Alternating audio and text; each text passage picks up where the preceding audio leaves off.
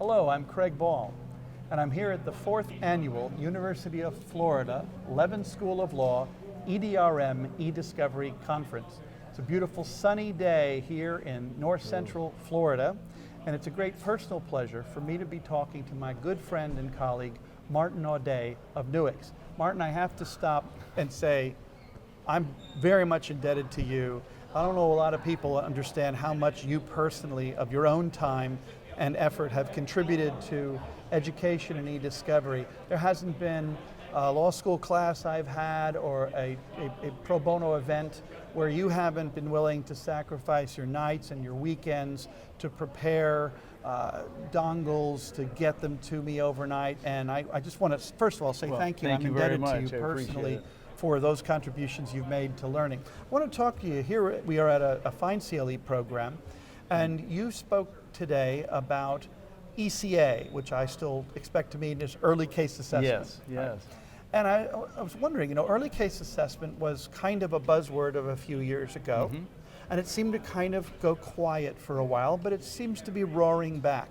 What is early case assessment circa 2016, and where do you see its place in eDiscovery today? I think that it's a great question, by the way, and thank you. It's a pleasure to be here, and we love this event, so it's always great to be a part of this. And thank Bill Hamilton as well for having me out, always well appreciated. Great and man. George Sosha. Also a great man. So for coming back to the question at hand, the early case assessment, I think that everything is cyclic. I'm a big reader of history, and I keep seeing this. Everything keeps going around in circles. And when you and I first met all those years ago, that was a big topic.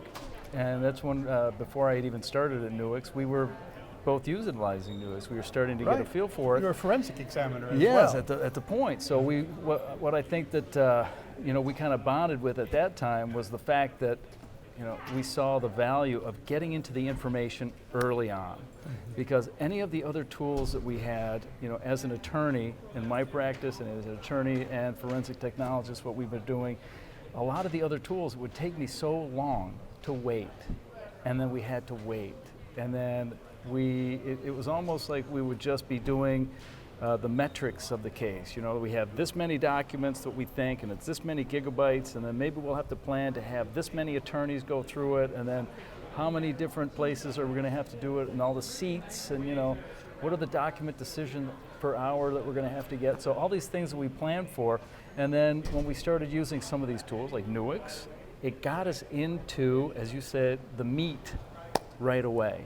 And it really changed the whole paradigm for me, and I think for you as well. Absolutely. I don't want to speak for you, but it really made a big change. It seems like people were making mountains and not looking at what they were piling up. Exactly. And so that's what we were really discussing today was, I think that it's nice for it to come back around. And if you'll recall that one, it's a great white paper that Nuix had put out, the bastardization of ECA that came out in 2011. I remember it. And I think that is extremely relevant. We should bring that paper back.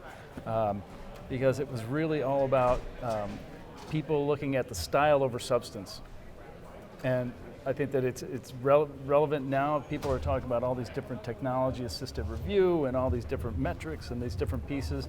But now people, again, looking at, I need to know what I have. And then we keep talking about the exponential growth of all the data.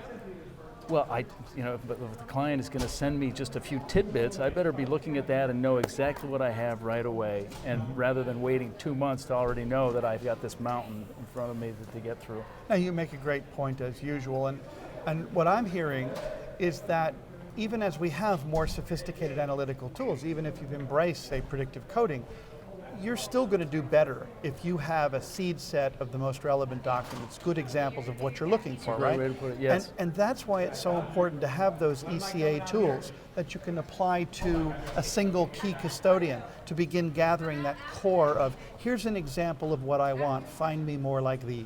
Absolutely, and also when we talk about it here, this is the eDiscovery Institute, but it's broader than that.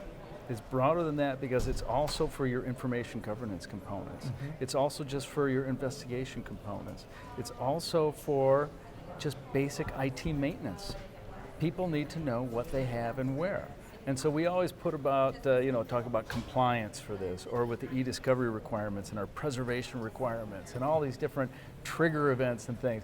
But at whatever we're doing, it ends up being those same basic components, whether it be for any of that. The disposition at the end may be different, but we just need to know what we have and be able to fluidly and efficiently traverse the data and use our skill sets, whether I'm the investigator, whether I'm one of the policemen looking for malfeasance, or counsel, or regulator, if I'm the IT, counsel, whatever sure. it is. We're using these tools and broadening the scope of them to really just know what we have and use what we do and take actions. Let me close with one question. We haven't talked about this before, so it's a bit blindsided. I apologize. No, please, go in for advance. it. You have a unique and valuable perspective. You've been down in the trenches as an examiner, working hands-on with the data. You're in the pinnacle of the industry now, working with some very fine software developers and promoters. With your perspective from so many different facets of the business, what are we going to see as the next big thing? What's going to be the thing that's going to be most change in, say, the 2 to 5 year thing that you have your eyes on now, and you're saying, that's the thing to watch? What I'm seeing is the things like what we're talking about is getting that information, but getting the information in situ with a broader piece, like these endpoint pieces, And I know that there's many different companies working on it. I know we're working on it, but getting the information in real time, because many of the things that we're working on now, it's a snapshot. It's at a point in time, and that's fabulous because many of the situations we're in, they require that.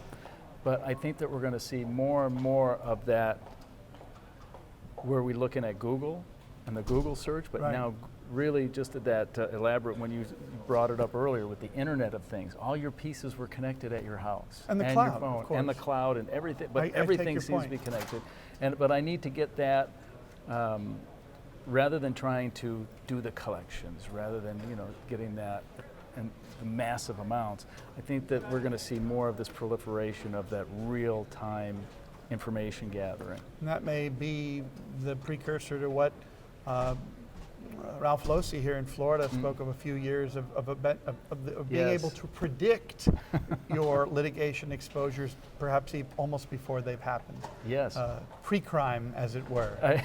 And I liked a lot of his articles as well, when he's talking about that. Well, for another day. Of course. Well, thank you, Martin, for chatting with me. Thank you. Thank you all for listening. Appreciate it.